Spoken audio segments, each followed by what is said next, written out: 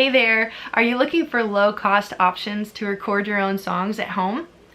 In this video, I take you behind the scenes of an interview that I had with Baily Hager all about how to record your own songs at home. Baily shows us her setup and shows us how she records her own demos that are great quality but uses affordable equipment that you can get started with at home even without experience. There are some great options out there, and so we're going to talk through what that process looks like. We're going to get into the nerdy details of the hardware and the software of what equipment you need to get started recording your own songs at home, and I think you're going to get a lot out of this interview.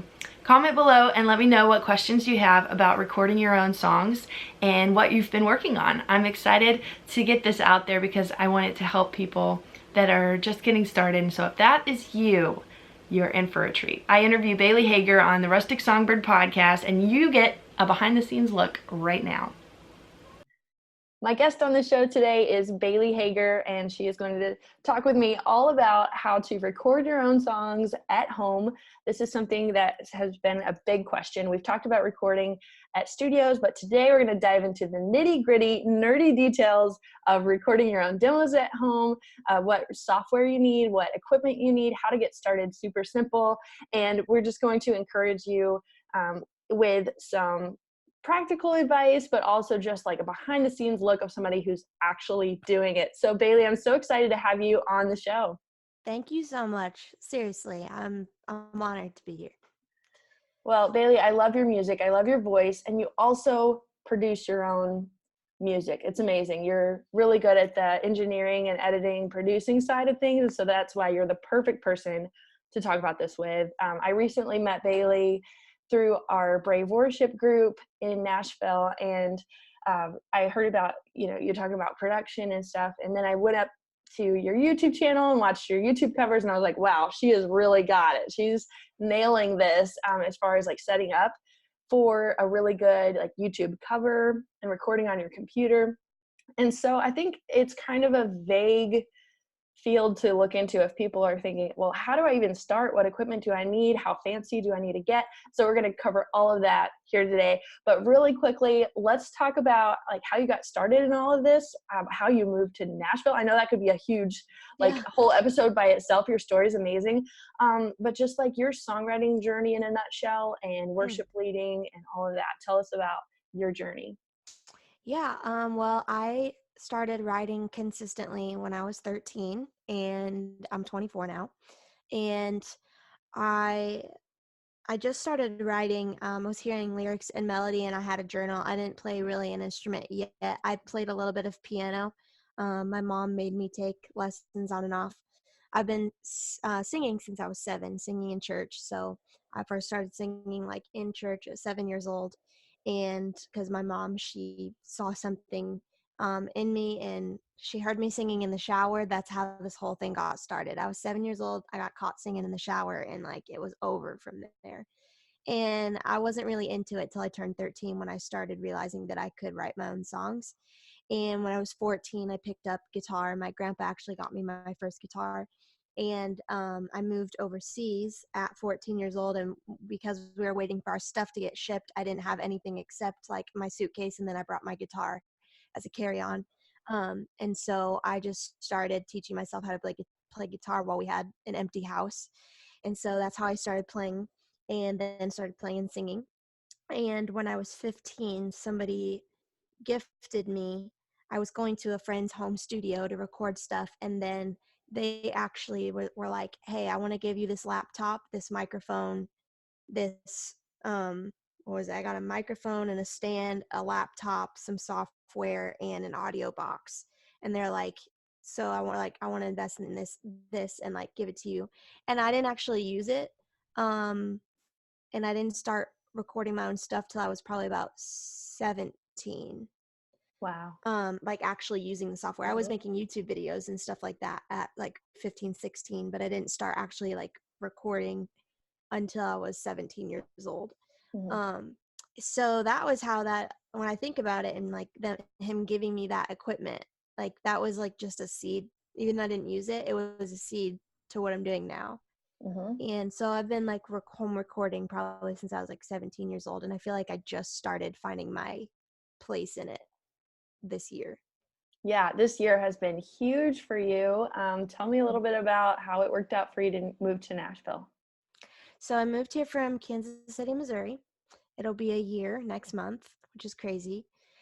And I've been songwriting like crazy and co-writing really for the past 5 years. Like when co-writing got introduced to me, my whole world I feel like got opened up to me. Like I love it. I love it so much more than just writing by myself. And so when I started doing that consistently for about 5 years, I knew that this was the place I needed to be to really take that to the next level. And to be around it and be submerged in the culture completely. So I just kind of took a step of faith and talked to my boss, and she let me take my work computer and I get to work from home still like I was. And that was kind of like my faith jump of, okay, I guess I'm moving to Nashville. I have a job and I live with a family. And so now I'm getting to lead worship, and write songs almost every day, which is just kind of crazy. So I know that this is where I'm supposed to be right now.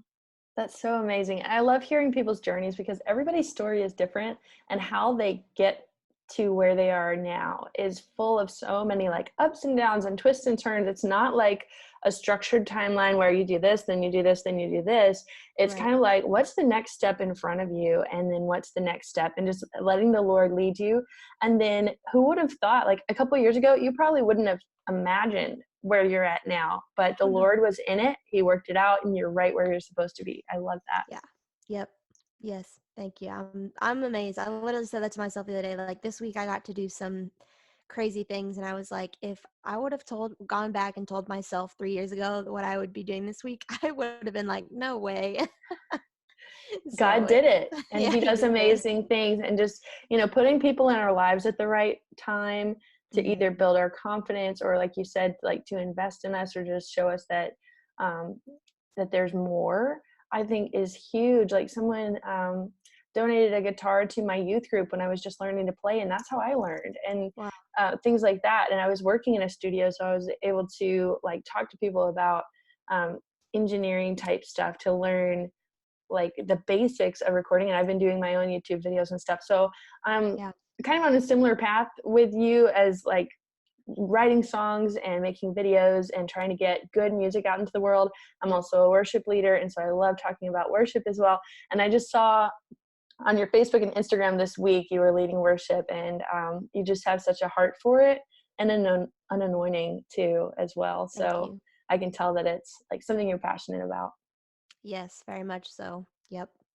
Well, tell me what you've been working on. What's your latest project, or what is in the works right now for you? Um, Not a lot of people know this, but I've been working on a compilation of stuff. I've been just like really in this creative place lately of trying to write without limits and trying to just write like whatever comes and try to put instruments to it. So I've been working on this compilation of songs called Miscellaneous Melodies, um, of just a hodgepodge of songs. Like they really are miscellaneous. They all have different sounds and they're about different things. They don't really sound the same. And so I've kind of been working on that for the last almost a year now, I guess, and just still playing around, learning how to still teach myself to mix and record my own stuff. And so I did put out my own single. Was that in March? I I think met you, I I think the day or the week it came out. It was like yeah, that's brand right. new when I met you. It was release day, and that was my first time releasing like an actual single that I produced myself. And I had it mixed by a friend of mine. I mixed my own version too, just to see if I could do it. But then I like sent it off to be mixed, and Yeah. that's when I was like, oh, I like actually did a good job. Like I can keep doing this, and um, so I think I have some notes here of names of things that I use if we want to get. Hopefully, I remembered everything. Yeah, that would be But awesome if we can talk through this for anybody listening that's wanting to get started in recording their own songs, like at home on their mhm, computer, but just doesn't know where to start. I think it'd be great to talk through like what software you use, if you've used a couple different ones, maybe yeah, go over like how they're different. So maybe we could start with any software that they would need on their computer. or on their phone even, different options Yeah. for that. Well, when I started with GarageBand. Now I'll try not to brag on Apple too much, but I am biased. Um, they really did change the game. Um, Recording has changed so much in the last 10 years, especially with recording at home and people realizing they could do it at home.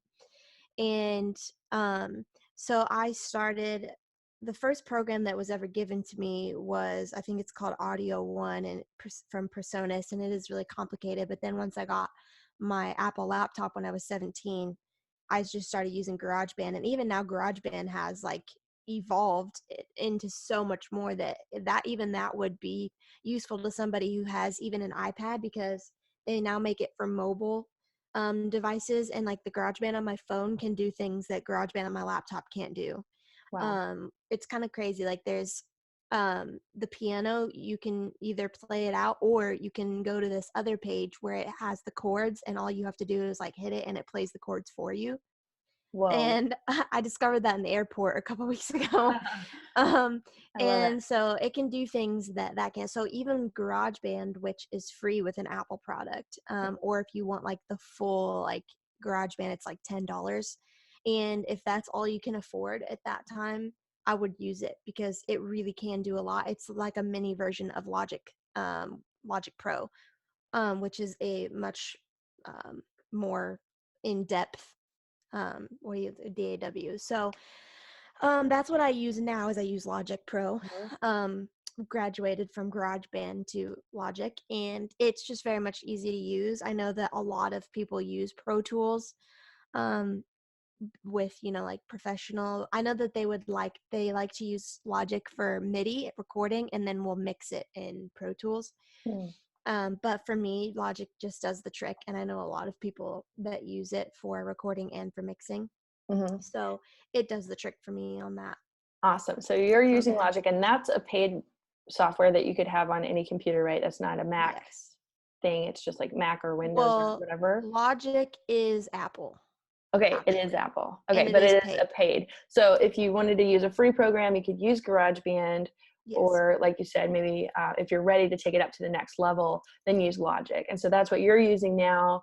How did you learn how to use it, like how to mix and stuff? I know probably a lot of it is just trying things out and experimenting, but did you look Yeah. up tutorials, or what did you go Oh to figure yeah, it out? YouTube is my best friend. YouTube, and then the more people, like friends that I made that were producers that are helping me, like, so I'm part of a worship ministry called Madison Street Worship, and our last album was produced by an awesome guy named John Strandell, and he's been really awesome in investing into what I do. He actually mixed Learn to Let Go for me, and Awesome. he has helped me a whole lot with giving me tips and whenever I have questions. And he's helped me learn how to mix as well. So like friends who will take the time, who know what they're doing and will help you do it and actually like enable you to learn yourself and not just do it for you, Mhm. has helped me a lot because I'm a very visual person. So if they can like walk me through what I'm doing, it will help me a lot. So friends and YouTube. Yes, I love that. I've done that as well. Like if I am in the studio and I'm like singing and then they do something interesting on the board, I'm like, hey, how did you do that? Can you show me? Like what button do you push to make this sound, or whatever it is. And so like I've learned just over the shoulder of different producers and engineers. And I don't do a whole lot of my own recording right now, but just the basics. And so I think that's a huge thing, is just ask somebody that is doing it. If you have any connections or you're talking to people that know sound, it's really easy to pick up little tips from them. But Yeah, also YouTube tutorials, there's probably a tutorial for everything there out is. there. And so if you are wanting to learn how to do a certain thing, I would definitely recommend YouTube as well for tutorials. What type of things would you search for, or what would you look for if you were trying to learn how to mix and engineer on Logic?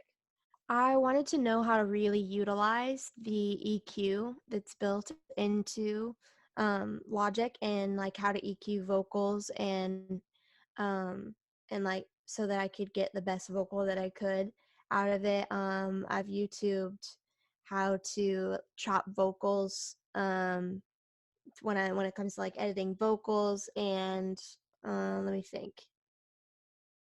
like changing the tempos of loops. Like if I put a loop in, but it's not the right tempo, like I've learned how to change the tempo of the loop.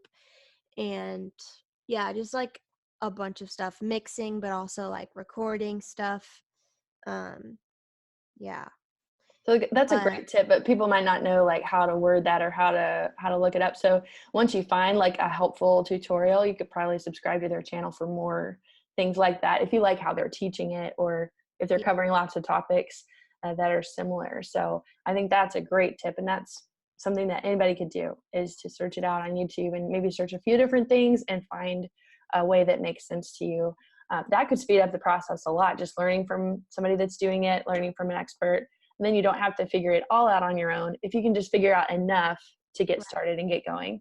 I feel like the most important one is how to get your vocal to cut through a mix, because a clean vocal will make the difference. If even if some of your other instruments may be a little off on the EQ, having a clean vocal will make a huge difference. So like a nice reverb, a good EQ, and then having it sit in just the right place in a mix, so where it's not like drowned out by music, or like way out front and the music is, Hmm. super quiet. So I think that is like the number one thing. If you can learn how to do that, that would make a huge difference in recording. Yeah, that is so good. So, so good. Thank you for sharing that. So when you've got your headphones on and you're mixing, do you ever just close your eyes and listen to where the instruments seem to be? I mean, you talked about like being out front and the music being behind, but like, how does that sound to you when you're listening for it? Well, sometimes like just being in my headphones and I'm listening to over and over, things will start to sound the same. So I'll switch to like my monitors. But if I Hmm. think that it's like done, I'll send it to myself on my phone. And actually, like iPhone speakers are really telling for how good your mix is. Because if you like turn a song on right now from your iTunes on your phone, it's going to sound really good. And then so I'll send myself the song, and it will, that is what I can tell, okay, here's where I need to change my mix. Because the iPhone speakers will tell you all you need to know, because it's super clear. And so and then I'll even turn it on my Bluetooth speaker, which is very bass heavy. And so I use it to help get my vocal nice and clear and not so muddy, so that even on my Bluetooth speaker where it's bass heavy, my vocal is like really clear. So I'll switch from my headphones, and if I think I'm done, I'll send it to my iTunes. I'll export it from Logic to iTunes and play it on my phone and listen to it on my phone, and that's how I know what I need to fix in the mix. Oh, that's so, so good, because then if you're like just listening in your headphones, you might not notice something, especially like you said, if you're hearing it over and over, it's going to get muddy. It's going to sound the same. You won't hear things standing out. So trying things on different speakers and on your phone is a great tip as well. So we've talked a little bit about the software and kind of the editing side of things, getting the right EQ. Let's talk about equipment, because I think this really trips people up when they think like, what mic do I need, and like how much power do I need, and what's the setup. I know there's different kinds, so let's walk me through what you're using now and kind of what has evolved, and then we can talk about other options for recording equipment. Yeah, I actually I have one of the cheapest just like audio boxes, which I don't think my cord may not. Oh, there we go. Let's see if I can. Ooh, it's all connected right now. So this is a Presonus audio box. It was $99. It's got two inputs for a mic and then an instrument, and then just your basic levels right here for your mic, your instrument, and then main for monitors, and then my headphones. And so I've got, you can't see the back of it, but I've got like this plugged into my, I can't tell. This is it plugged into my computer, and then my two monitor speakers that I have. Um, it's really crazy because so this was actually the one of the first boxes that was given to me. This is a new one because my other one broke. Um, but this was actually the one that was given to me, and it lasted me recording probably 4 years used. And then when it broke, I just got another one from Guitar Center. This was $99. It's two inputs, instrument and a mic, and it does the trick for me. Mm-hmm. Um, and then I used my first microphone was a blue Snowball. Uh-huh. those little round ones, which Yeah, I I've mean used are, one of those as well. It's yeah, I mean they're USB. good for like yes, it's like direct USB from the mic right into the computer, but this mic is actually needs an audio box. So like this is just your standard, I know the name of it, but for some reason, because I'm being put on the spot. Oh, an XLR cable? Yes, there you go. Yeah. And so I've Regular got the mic cable. XLR. Yeah, I've got the XLR plugged into my audio box, and then this is my microphone that I'm using is a Rode NT1, and I think this was $250, which really is not that terrible. And then I've got a pop filter on here, obviously like $15 from Guitar Center. Um, and Awesome. then this is my mic stand that I got for $30. And then what were my first monitors? I don't think I had monitors actually. I think I was just using my laptop because right now I've got M audio speakers, and they were so this is how much I didn't know at first. This was 3 years ago, I think, that I went to go get them, and I went to Guitar Center and they were $200, and I was like, oh cool, like $100 for each speaker. No, it was like $200, or it was 150, and I thought that was 150 for both of them, but it was actually 150 for each. Oh no. So I went to Guitar Center with like my money that I had saved up, and I bought one speaker.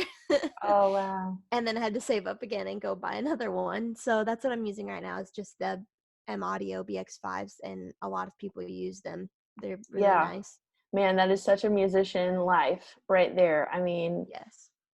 it happens to all of us. Like we really save up for that one thing and There's it's like, so everything oh, you I can, it's didn't like, didn't know yeah. I that. mean, it's like when it builds up, when like with everything you have to get, then that's when it does get expensive. I'll also show you, I have I guess for this video as well. I mean, it's also a podcast, but for watching, I have a MIDI keyboard. It's an Alessis, and it's got weighted keys, which makes a big difference for me because I can't do the plastic ones that aren't weighted. So these are like semi-weighted for a MIDI keyboard. Then it's got some drum pad touch sensitive keys, which is really useful, and then some slides and faders.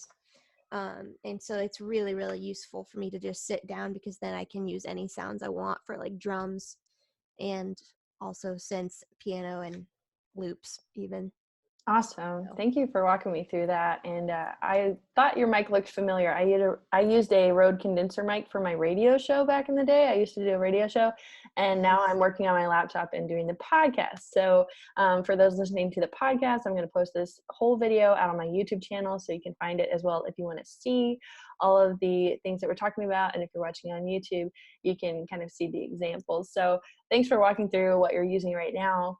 I'd love to talk about like the different levels of equipment that people need, especially if somebody's just starting out, if they have like zero budget or like barely any budget.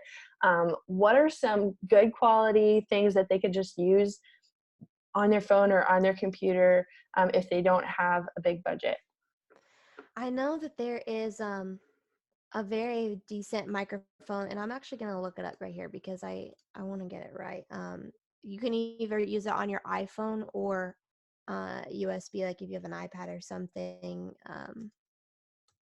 My friends have it, and you can even Google it. Like if you, I know that it's like it literally looks like my microphone, except just smaller, and it's on a little stand, and you can plug it into your phone, and that's probably like $50. So if you even want to just Google like microphones for iPhone or iPad, um, I'm sure it's called like I something, or even for your Galaxy or whatever, there's microphones out there that you can just look up, like microphones for your phone or for your laptop. Mm-hmm. I would even recommend the Blue Snowball, and I think it's even cheaper now than it was when I got it. I think it's like $80 now. And I would even just recommend that.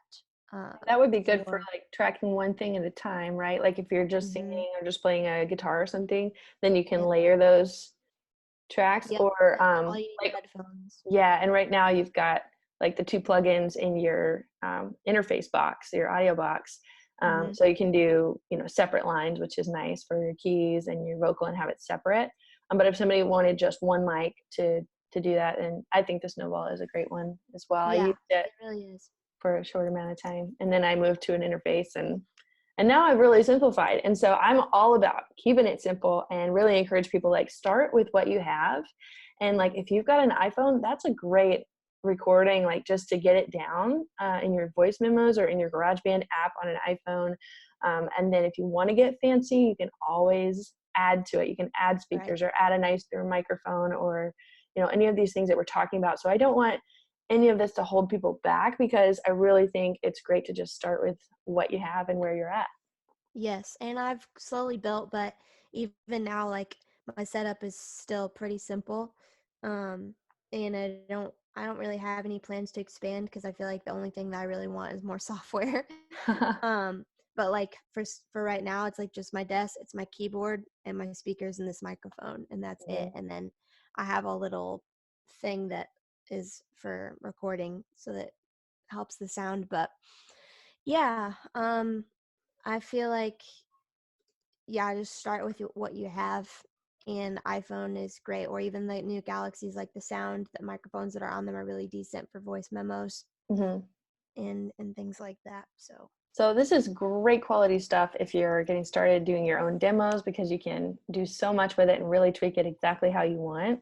mhm. So I think we've covered a lot about that. Is there anything different in your setup when you're doing like a video YouTube cover of a song than if you're just setting up to do your demo? Honestly, I just set my phone up and hit record on my video as I hit record on my vocal. So I will, in Logic, I'll record my vocal and the piano at the same time, and then we'll leave my iPhone running on video. And so I'm recording my sound, and then I'll save the sound so the song is done, and then take the video, put it in iMovie, and then mute the sound on the video, and then put my recording underneath it. So they're already matched up. So I don't have to like edit it. I just literally put the sound, the audio underneath the video, and then it's good to go. That is so, so good. Like, that's easy enough for anybody to do. And I think it really ups the quality of the YouTube videos, because if you are doing covers or even just acoustic versions of your songs, it makes it so much crisper. And, um, you've got the mics that can be soundproofed, and you've got the instruments that you can make lower or higher, whatever. And if you're just like recording and using the audio on your phone, it's hit or miss, because you may not Right. hear like background noise, or you may not be able to change the levels because it's all one track. Right. And so I think it's good for somebody that's wanting to take it to the next level to hear like how easy that is to just hit It record and is. hit record on video at the same time, then line them up in iMovie, Yeah, because I and don't they're good really to go. care like how the video looks like as much as I care about the sound quality. So like the video will just be me in my room, but the audio will be like pretty clear and whatnot. I do have a couple of like software suggestions for people that want to know, like for reverbs. Yes, Um let's talk about that. okay. I got it's like called like C Slage. I got it from sweetwater.com, and it was like 40 or $50, and that has changed everything because and I learned about it from Chris Clayton, who works as a professional producer, and like he uses it. But it's from Sweetwater. It's the like C Slage uh vocal, I'm pretty sure that's what it's called. But it's basically got an EQ, a compressor, and reverb and delay built into it as just like 5 little sliders, and 3 different presets for each slider, like a chamber or room or hall for your reverbs, and then the compressor, and then like a low and a high EQ. And so it's like very easy. You just slide the sliders where you want them, and then you have like a clean EQ and a clean reverb. The reverb is beautiful. Um, and so I use that, and I found the sound that I like for my voice, so I just saved it as a preset. So every time I open up Logic and I pull it up, it's already ready to go for my vocal. So it That's saves me amazing. a lot of time. Yes. And so I use that. And then for like drums, for doing my own stuff, like drums is probably my weakest point at this time. Rhythm is like my weak spot. And so I want that sound with the drum loops that they have, and I use battery as it's a drum machine. So you just put the sound, drag the drum sounds you want into it, and it's all ready to go on your keyboard. So when I hit my keyboard, it makes the drum sounds. And I want that sound has the best drum sounds out there for recording. It's got tons, and they're really cheap. So there's that for drums, and then that for reverb. And yeah, I think that's pretty much the main things that I use is the reverb um and drums, and having friends. If you can't, like, for me, I love electric guitar in my keyboard or in my recordings in my songs, but I don't play electric. I have friends like record it at their place. If I have friends that can record it and send it to me, they just use Dropbox is also one of your best friends. And so they'll Dropbox me their recordings, and then I'll take it and drag it into Logic, and then I have electric guitar, and then I can mix it myself, which is what I did for Learn to Let Go. I had a friend do the electric for me and then send it to me, and I just dropped it in. That's So awesome. Technology is amazing, and collaborating is so, so good. And, using people's skills so it's not all you, I think yeah, that really adds in to what you're doing. So thanks for sharing that and kind of walking through your process and, the things that you're actually using. I think that's really, really helpful. Before we wrap up, I really want to talk about quality, because I think this holds people back as far as like that perfectionist mentality of like wanting it to be perfect, wanting it to be right. And so a lot of it is trial and error, I feel like. And so it's not going to be perfect the first time. It's going to take work. It's going to take getting used to the software and the equipment. And like sometimes you are going to forget to hit save and everything deletes and you just have to start over. And so you have to know there's a learning curve for this. yeah, And one thing that I've learned in my process of like recording different things is that, who determines what is good enough? Because right. we think a certain thing is good enough because we have a high standard of like, I want it to be exactly right. I want the reverb to be on point. I want my vocal to be exactly in tune and all of that. But really the audience determines what's good enough. And so I think it's just important to put things out there, to make those videos, Yeah, make those songs, make those demos. And you can always do a different version of that. Or like you said earlier, have someone else mix it and put their spin on it and maybe polish it up a little bit. But the audience determines what's good enough. And the goal is not perfection, but connection, yeah, which that's true. is connecting with your audience and just being real and raw. And sometimes those things that, are just simple are the things that connect with people the most. So I wanted to cover that just because anybody that is looking forward to recording their own music probably has a high standard for what they want it to sound like. And I'd love to hear your take as well on encouragement for people that are getting started. Yeah, I would say be simple if you're learning like an acoustic and a vocal or keys and a vocal, because then you're not going to have to like sit down and mix everything. You really just, you know, you're working with two tracks. And then my next thing would be, as long as you're believable, if you're singing something that you believe in, whether you wrote it or you're covering it, then you're singing from a place that you, like you said, it's going to connect with people. And then it won't really matter like exactly how it sounds, because people will be able to relate to what you're saying if you believe in what you're singing about. So whether you wrote your own song or you're covering it, you just sing it from your heart, and that's what people connect with. Because like, you've seen videos that have gone viral of like kids singing in their kitchen or their garage, and they're just tearing it up, and the video quality is not good, and there's no microphone, there's no instruments, but they're singing their hearts out, and like the video goes viral. And so yeah, start simple. Don't worry about like adding all of these like instruments and mixing it. Just sit down, and if you want to record something, just sit down and record it, you know.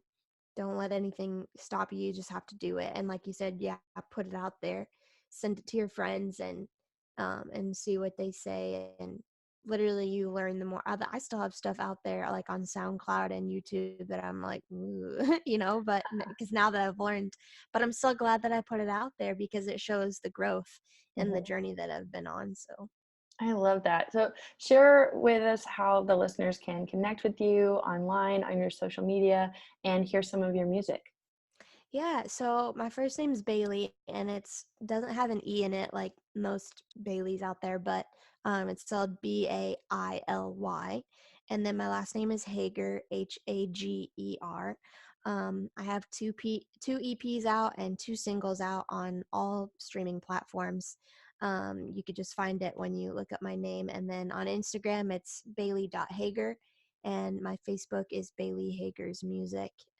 So would love to connect with more people, and seriously, so thankful for the support.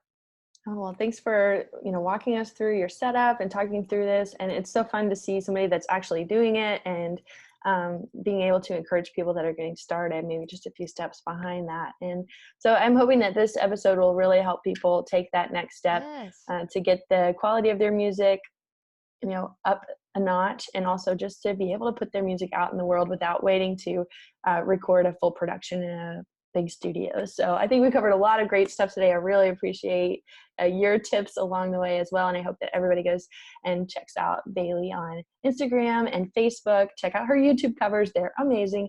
And download some of her music because it is really encouraging, inspiring, and just really fun. You have a really fun sound. So I appreciate Thanks. your music. I appreciate you as a person. And just thank you for your time today. Wow. Thank you so much. Thank you, Lydia. Real quick, I wanted to let you know that if you're a songwriter or musician and you're ready to put your music out there, I've got a whole list of resources to help you take that next step to get your music out into the world. I want to invite you to check out rusticsongbird.com/resources for links to how I distribute my music online, for community and support, for supplies and recording equipment, all kinds of things. You can find links to resources to help you take that next step. Go to rusticsongbird.com/resources. Thanks for watching. See you in the next video.